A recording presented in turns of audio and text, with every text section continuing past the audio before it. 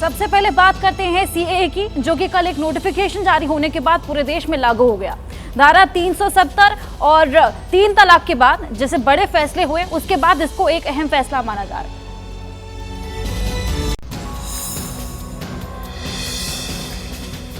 मोदी सरकार ने सोमवार को सीएए यानी नागरिक संशोधन कानून का नोटिफिकेशन जारी कर दिया।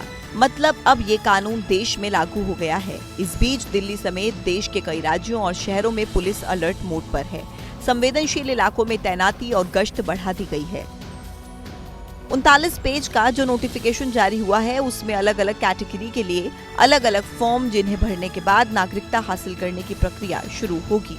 सीएए के तहत पाकिस्तान, बांग्लादेश, अफगानिस्तान से आए गैर मुस्लिमों यानी हिंदू, सिख, बौद्ध, जैन, पारसी और ईसाई शरणार्थियों को ही नागरिकता दी जाएगी। और नागरिकता सिर्फ उन शरणार्थियों को मिलेगी जिन्होंने 31 दिसंबर 2014 से पहले भारत में प्रवेश किया है।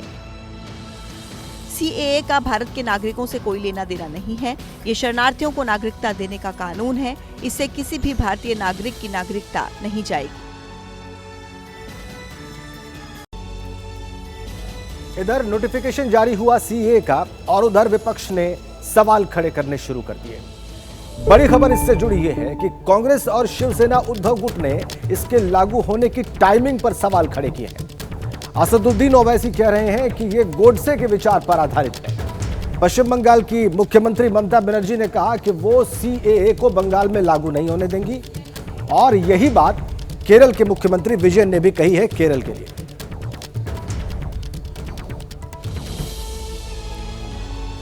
हमने देखा किस तरीके से विपक्ष सीएए को लेकर हमलावर है, वहीं शरणार्थी मोदी सरकार को दुआएं दे रहे हैं। क्या कुछ हुआ, देखिए रिपोर्ट में। नोटिफिकेशन में अगर हम देखेंगे कि ये डिप्राइव कर रहा है लोगों का अधिकार को, तो हम उसको खिलाफ में लड़ेंगे। बीजेपी का इलेक्शन पब्लिसिटी है, नथिंग इज दिस। दीदी कौन होती है भारत को चलाने वाली? पार्लियामेंट का कानून है, ये पूरे देश में लागू होगा। धर्म के आधार पर यह तय किया जाएगा कि कौन नागरिक बन सकता है, कौन नहीं बन सकता है। मेरे मत में ये भारतीय संविधान के खिलाफ है। तो अब ये सब करके हिंदू मुसलमान करेंगे, भारत पाकिस्तान करेंगे, भारत बांग्लादेश करेंगे। अब जब तक चुनाव है तब तक ये सीए खेलने दो। ये एक कानून हुआ था, पास हो पार्लियामेंट में मेजोरिटी से हुआ था, उसको लागू करना था। एक टप्पे से हम काम करते हैं, इसमें फायदे के लिए हम काम नहीं करते। चुनाव ध्यान में रखते हुए ये निर्णय नहीं लिया है।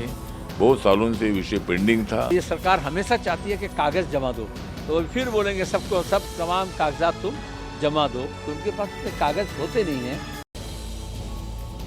इसी बीच असम से एक बड़ी खबर है।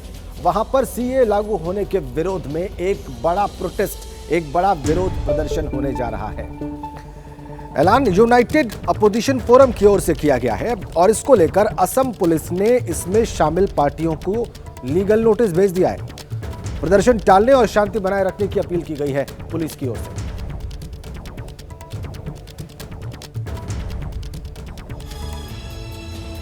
विपक्ष सीए के फैसले को लेकर नाखुश है और ऐसे में विपक्ष हमलावर है। ऐसे में शरणार्थी दुआएं देते हुए नजर आ रहे हैं। देश भर से जश्न की तस्वीरें भी सामने आई।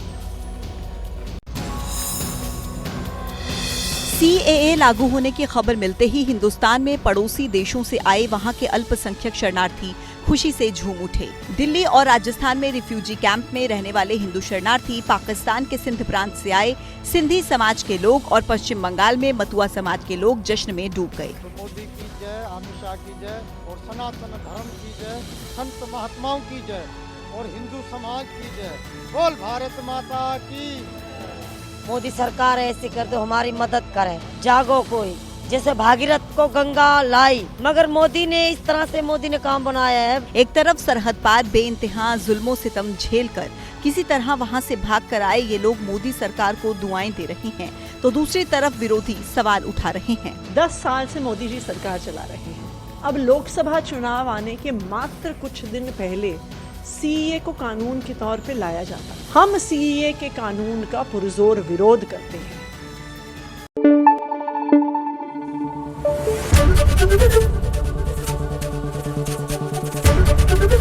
एबीपी न्यूज आपको रखे आगे।